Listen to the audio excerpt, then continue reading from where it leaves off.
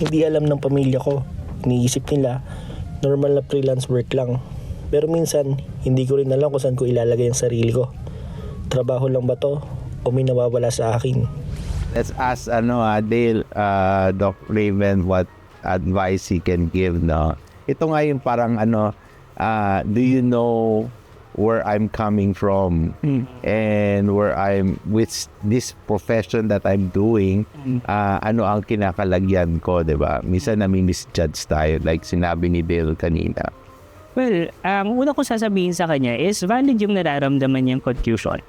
Valid yun. Kasi kapag tayo kasi in the long run, parang meron tayong mga bagay na tinatago. Nakakapagod siya psychologically. Para bang meron kang private, parang kung may private self, meron kang public self, and from time to time, nagsiswitch ka from those identities. And that's tiring. Kasi hindi ka 100% yourself every time you are in front of people. So ngayon, actually, hindi ko sasabihin agad na mali siya. No? Or hindi ko actually parang i-interpret yun na mali.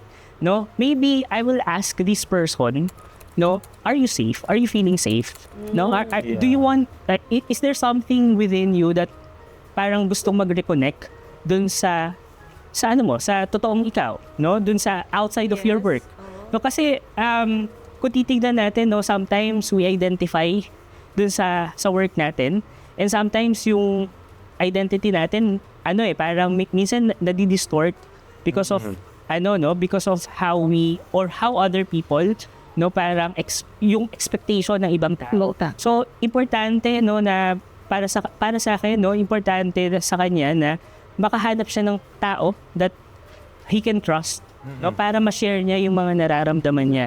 Kasi actually valid yung nararamdaman niyang confusion, and valid na as the time goes by mapapagod siya.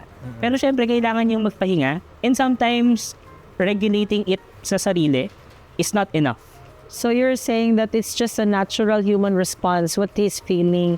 But yung I think yung confusion din niya kung minsan, baka naman he's starting also to like what he's doing. Yes. And then, yun nga lang, ang problema doon, kung halimbawa gusto niyang ginagawa niya, pero tama ba din yun na affected pa rin siya kung ano ang what people think of him. Yeah, totoo po yan. Kasi although may personal siyang reason about sa kung ano yung gusto niyang gawin, meron ding effect yung culture and environment sa kung paano niya mapaperceive kung tama or mali yung ginagawa niya. And importante, dito papasok yung parang values clarification. Parang ano ba yung mas importante sa'yo ngayon? O, sino ka ba talaga? Ano yung gusto mong gawin? Or ano yung nakikita mong ginagawa mo in the future?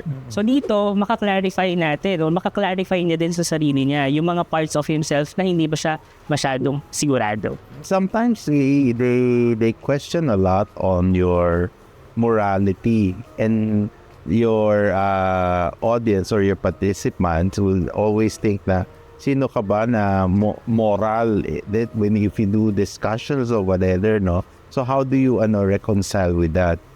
Well, kung titignan mo kasi, when it comes to morality, kapag ito na yung usapin, no, parang marami na tayong pwedeng ipasok ng mga opinions, no, regarding that. Dito kasi, I will not speak parang in a religious aspect, but I will speak more of the spiritual and psychological aspect, no. Tatanungin ko dito sa note 2, ano na yung nagiging effect nito sa kanya? Yeah. No, kasi hindi siguro natin kailangan i-dig deeper kung ano yung morals or how morality is revolving dun sa scenario. Maybe ang magandang tanong is ano yung epekto nito sa kanya at ano yung kailangan niya dito. Ano